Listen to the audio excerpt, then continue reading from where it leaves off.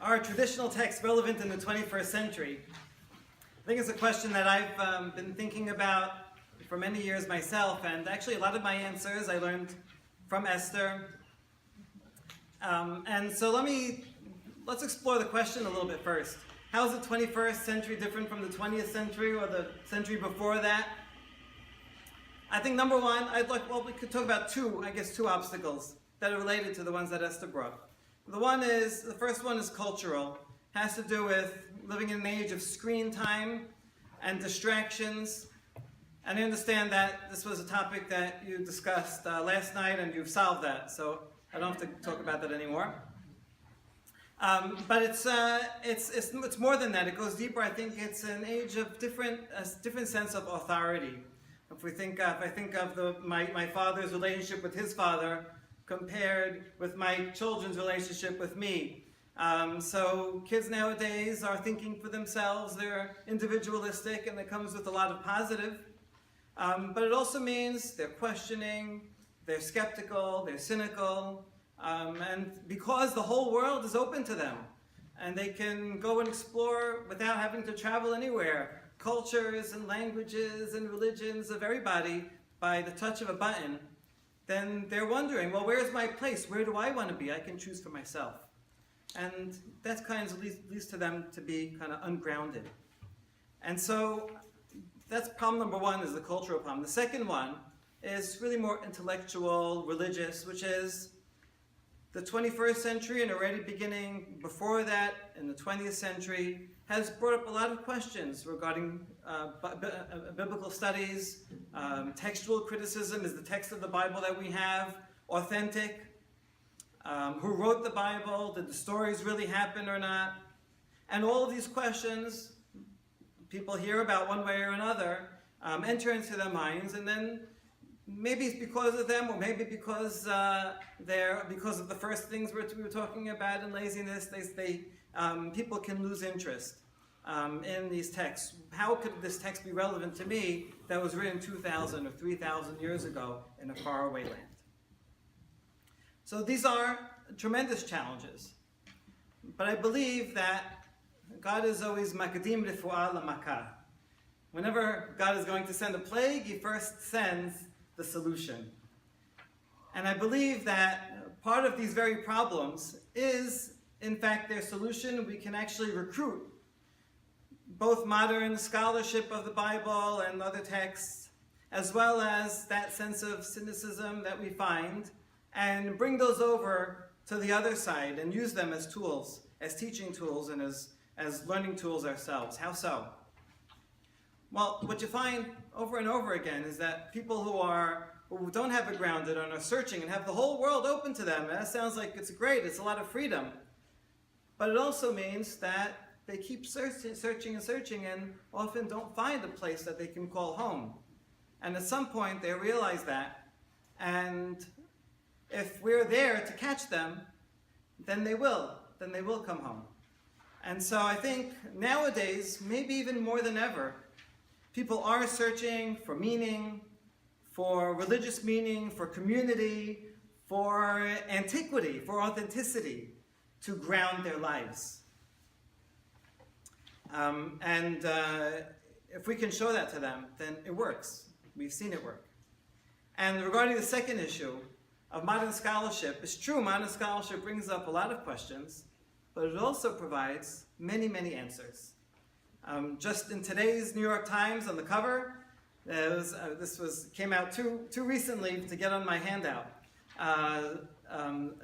Bible scholars joined together with computer scientists, and they were able to virtually unroll an ancient scroll from 1900 years ago, found at En Gedi, and they found that it was a text of Sefer Vayikra, the first few Perakim.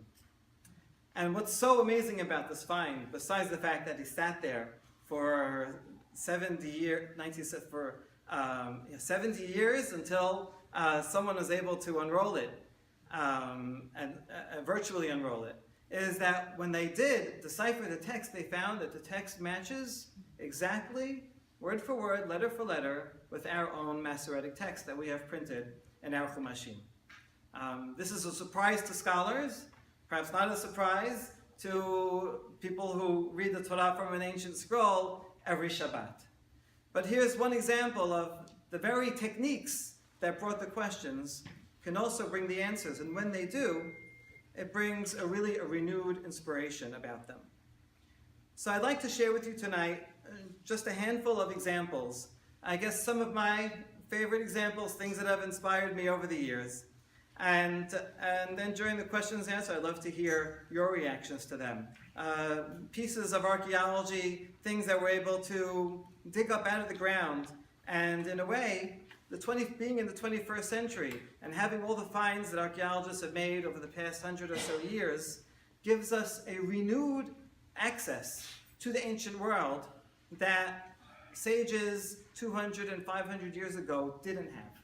So that's something pretty amazing. We can actually know more about ancient languages, culture, about the day-to-day life of our ancestors. We can know that better than people that lived even 1,000 years ago. So let's look at a few examples. The first one is about Lulav and Sukkot. It's a little early to talk about Sukkot, but I always feel like Sukkot gets short-shrifted because we talk about a month about Rosh Hashanah and then we only have 4 days to talk about Sukkot.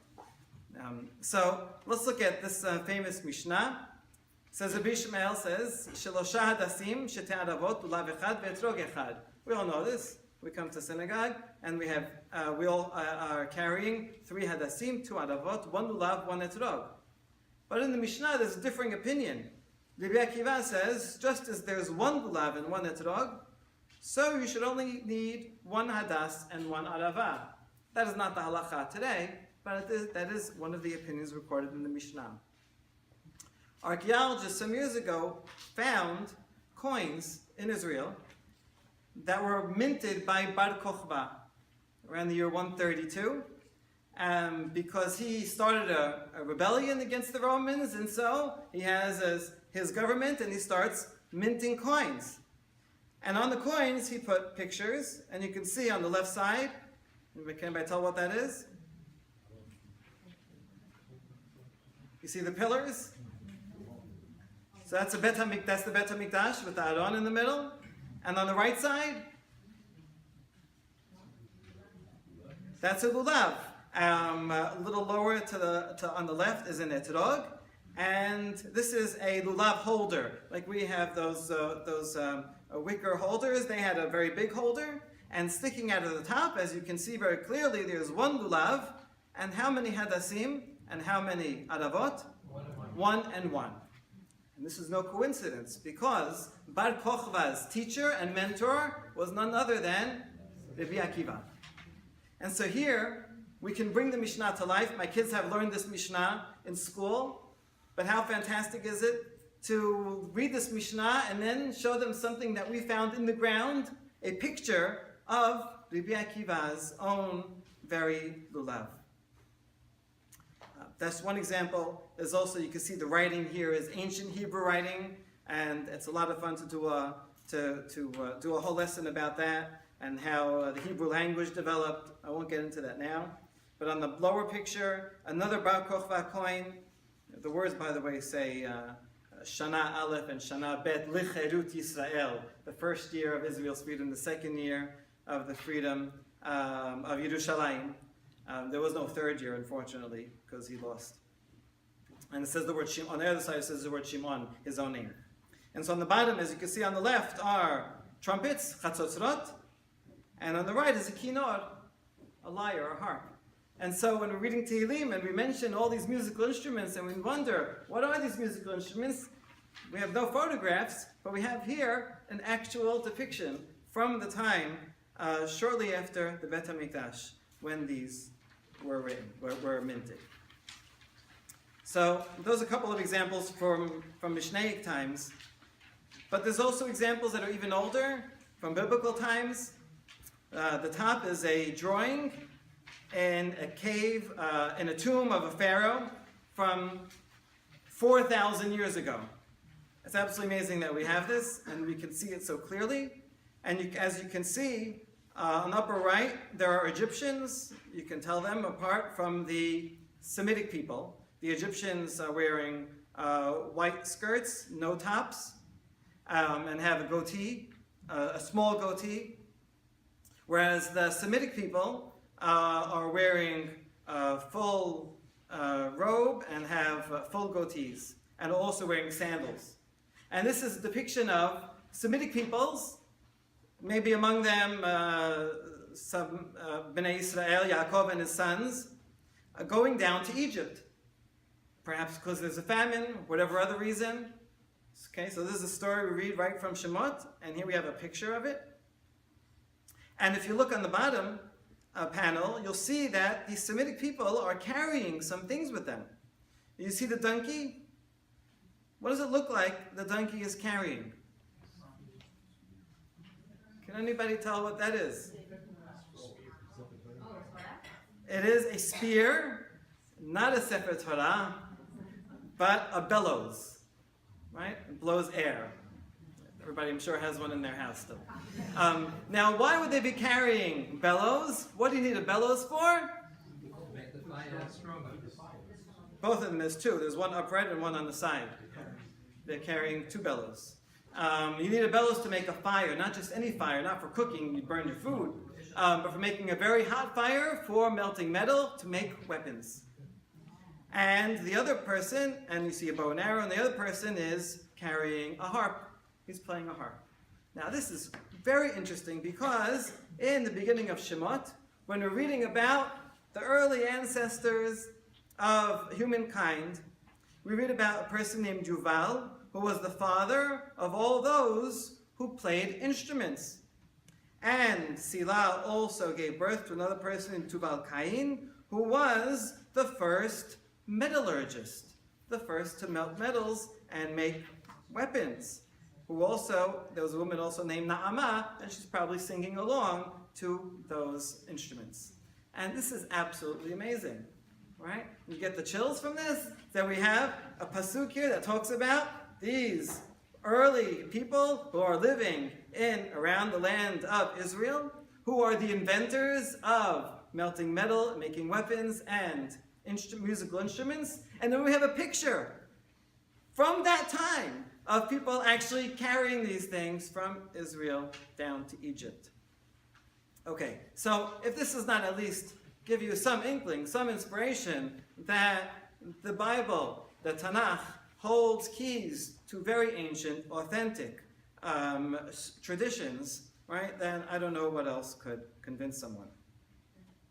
On the bottom is another, a drawing in the throne room of Ashurbanipal. He's the Assyrian king, and this one's a little more difficult to depict. I'll just tell you what it means. In the middle, in the center, you have a tree. The tree represents the world and all the vegetation, everything that grows on it. Above the tree is a winged image of the god Ashur. And so this means that Ashur is in charge of the world, because he's on top of it. On the right and the left are mirror images of the Assyrian king. He has a beard, who is considered himself to be in the image of God in those days. People believed only the king is the image of God. Torah changes that. And so therefore he is, by extension, king of the world. On the outer edges of the king is a four-winged figure, some kind of angelic being, that protects the king from impurity. Because the king can become impure, so he needs an angel to protect him. Now, this is around the same time as Yeshayahu, the prophet. And you can imagine someone from Israel, maybe perhaps he's a messenger, he has to go give a message to the Assyrian king, and be walking into the hall. If you're ever at the Met Museum, you can actually see the real stones from these tombs. And you'd be very impressed, overwhelmed. It would be like, a kid today who's used to studying in some little steeple going to Times Square. I mean, this is, right, this is where it's at. And so this Israelite from this small town comes to this big palace and sees on his way walking all of the nations that the king of Ashur conquered, and sees all this. He'd be very impressed and go back really humbled and scared. And so Yeshayahu has to address Bnei Israel who are hearing that.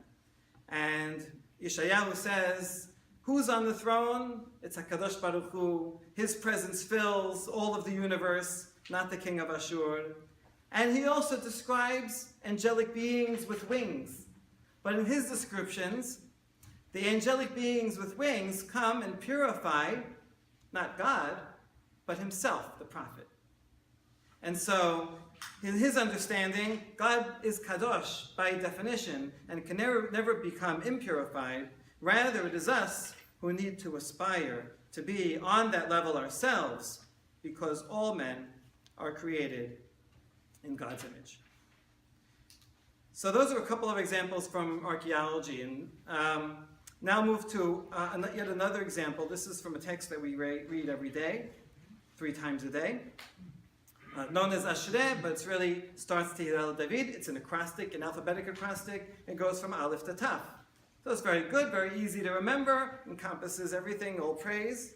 Wonderful. But as you know, there's one letter missing, the Nun. In case you didn't know that, we'll pay more attention tomorrow when you say it. Okay, so you can see, right, goes Aleph Bet and there's no Nun. And this is really strange because, it's Aleph Bet. This is, ABC. And any kid knows would know how to do this.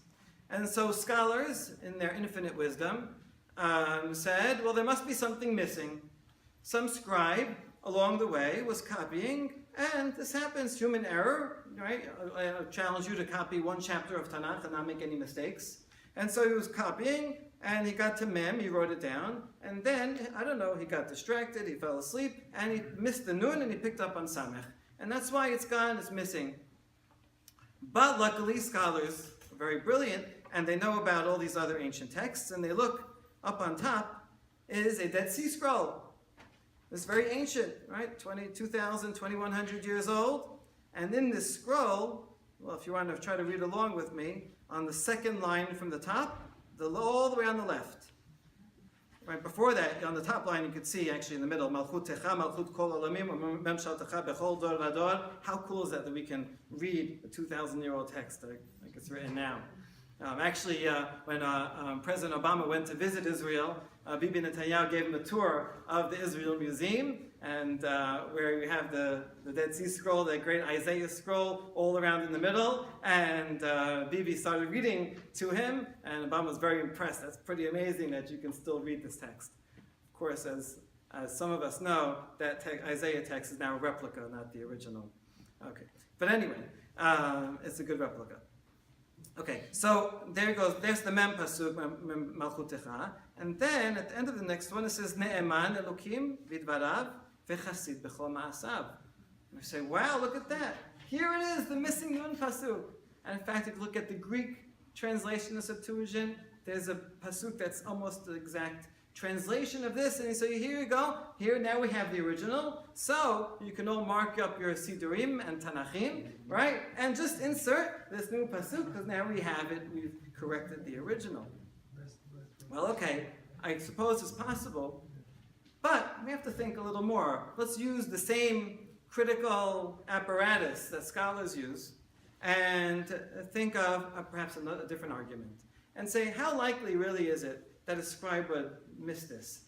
And really more important, how likely is it that the next guy who read this would not catch this? There are some mistakes that you could see someone wouldn't catch. But this is Aleph Bet, right? Everybody knows it, and the next guy who read it would come and say, oh, the previous scribe made a mistake, and put it in. This is not the kind of mistake that could last generations. In fact, also, Ne'eman Elokim Midvarav v'chasid b'chol ma'asav looks fishy. Chasid b'chol ma'asav, sound familiar? Look at the Sadi Pasuk. Sadik Adonai b'chol derechav v'chasid b'chol ma'asav. Right? So you don't have a lot of repetitions, any repetitions, in this Mizmor, and so what it looks like is, what actually is the truth is, the original has no Nun Pasuk. Let's think about why. And what happened is someone said, a long time ago, hey, there's no Nun Pasuk, I better fill it in. But he wasn't such a creative scribe, and so he took a piece of this Pasuk and a piece from somewhere else and smashed it together and put it in. But the Masoretic text, the one that is confirmed by the En-Gedi scroll and many, many other scrolls, and the Aleppo Codex, which we talked about here in this room some time ago, confirmed that this pasuk wasn't there.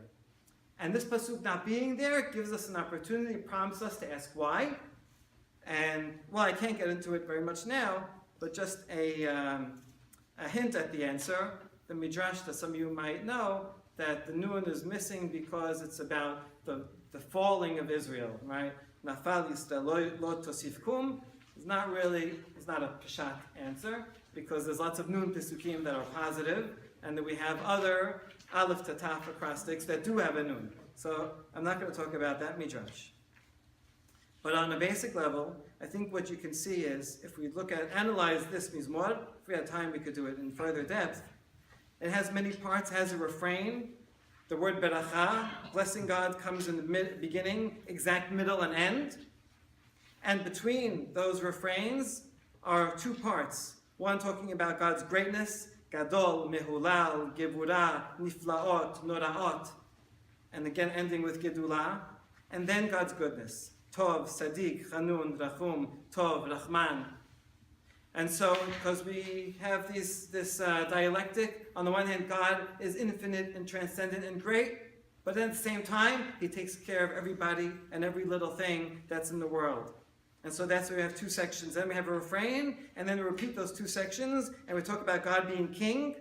Kevod malchutecha, kevod hadar malchuto, malchutecha, malchut. Word king 3 times in a row there. And something interesting, if you look at where the words for king and God described as king show up in the alphabet, you'll see it's on the letters kaf, lamet, and mem. What does that spell? Backwards, melech. There's no way that this can be a coincidence. Okay? So I haven't seen this pointed out in any Talmud or Midrash or Rishon, but it's clear to me that this is really there. And so this is a great example of how modern approaches, literary approaches, appreciating the poetry and the composition and the history of these ancient texts can actually bring out new meaning that is relevant and that can help us solve many of the other problems that scholars bring out. Anyway, I think the Nun Pasuk is missing as a break, section break, right? Because you'll notice there's no Nun, and you'll stop for a moment because you just completed the Melech section, and now you're going into the main section of God being good to all, opening His hands, taking care of all beings, is close to all those around Him. So that's the kingship, the greatness section, and then we skip one to mark off God as being good and close to His creations. So there's something practical, right, that you can use every time you say Shema. Okay, we'll just look at a couple of more examples, and then we'll open up to questions. So here Rosh Hashanah is coming up, and so we'll go back to the Mishnah. And now, so this is not from archaeology, but rather again from reading Mishnah in a literary way. And it's kind of strange to read Mishnah in a literary way, because usually people think of Mishnah as a legal text. It's a code book, and you wouldn't open up, the city law codes, tax code or zoning code, and read it as a literary text. I mean, you can try, but that wouldn't make much sense. And so usually we read the Mishnah as a kind of dry. Okay, here's what is allowed, and here's what's not allowed. But one of my teachers in Israel wrote a dissertation, Abraham Wolfish, on Mishnah Rosh Hashanah and its poetic aspects, because you have to remember this was studied by heart, and to study something by heart, it has to have rhymes and parallelism and structure. And so I'm not going to have time to read this whole thing, so you'll have to read it at home, but I'll just give you some of the highlights. This is the 3rd chapter of Masechet Rosh Hashanah. The first 2 chapters were about blessing the new moon. The 3rd chapter is about shofar, and then the last chapter talks more about Rosh Hashanah. And so what we have in the 3rd chapter, something strange, it starts off with the new moon. And it talks about, what about a case when all of Israel saw the new moon, everybody saw it, but the witnesses did not have a chance to come, and the court did not have a chance to say officially, Mikudash, that Rosh Chodesh has begun.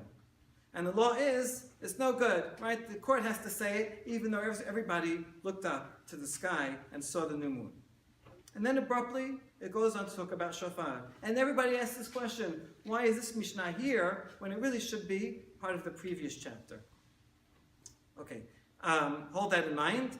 Now we talk about shofar itself, and we start off talking about what kind of animal does a shofar need to be from? And I said, well, it depends on the occasion. On Rosh Hashanah, one kind. On a fast day, a different kind. On the Yovel, another. Then it talks about what is the shape of the shofar. Must it be straight or must it be curved? And the next section talks about what if the shofar has a crack in it or a hole. And the law is that if it has a small hole that wouldn't affect the sound, then you can plug up the hole and that'd be fine. But if it has a big hole and it wouldn't make a good sound, then it's no good. And then we go to the next law, which is what if you blow the shofar inside a cave or inside a box and you only hear the echo? That's no good. You have to hear the actual sound. Why would anybody blow a shofar in a cave? Maybe if they were hiding out, right, from Romans or people that didn't want them to blow. So it might be a real case.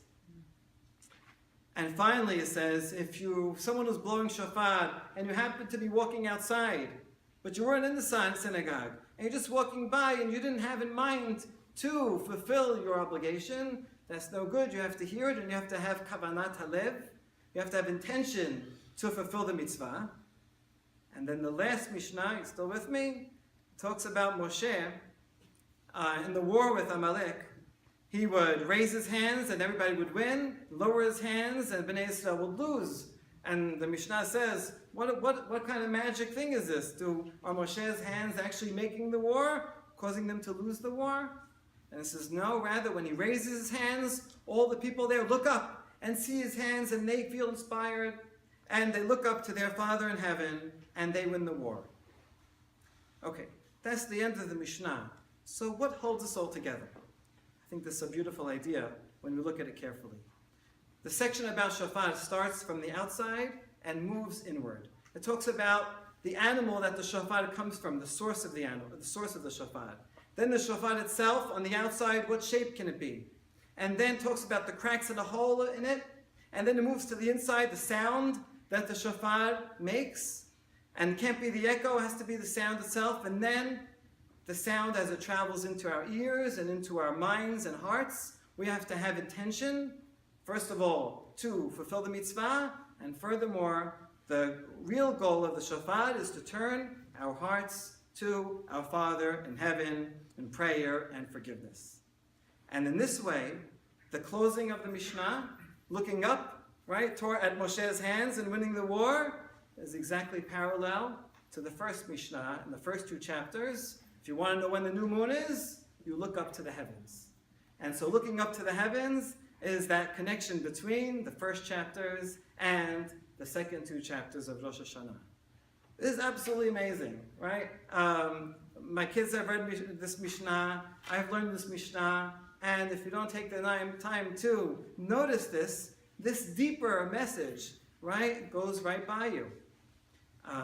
There are a lot of technical halachot, technical laws, but in between the lines are embedded, are encoded fundamental values. And this is, I think, something that we can help appreciate, help ourselves, help our children appreciate, which is that maybe it worked 200 or 300 years ago to say, here's the laws, this is the way we do it, this is the way my grandfather did it, and nobody ever questioned. And maybe that still works for a lot of people, great. But why not add this level, no matter what, and say, these details of the halachot that we follow are significant, not necessarily because of some magical Kabbalistic thing, but because these encode symbolism and fundamental values that define who we are and where we're trying to go, what our goals are. So, on that note, I'd really like to end. The last page is just another example of trying to relate ancient texts to modern times. And this is when we're thinking about Pharaoh, and he's really the first one to persecute the Israelite people. And you see, he does it by propaganda. He starts off, he tells his advisors, and then he tells the nation, this nation of Israel, they are our fifth column. If there's ever a war, they're going to join together with the enemies, and they're going to rebel against us. And why would they think that? Israel, they were good citizens all before that, right? Why is he saying something like that? And we think to modern times, how in Germany, Jews who were fine citizens for generations suddenly became subjects of attack. And here's one in this quote in the anti-Semitic newspaper by Julius Streicher, who says, the same Jew plunged the German people into the bloodletting of the World War. There was no World War II yet, so it was just called the World War, the first one. And who committed the crime in November and so on. He's getting engaged in poisoning public opinion, and they are going to cause us to go into a war and lose again. And so how could he say this? And well, you see this connection of anti-Semitism and propaganda across centuries, across people. And I think that's yet another way of connecting our own experiences in this century with those of our forefathers many centuries ago.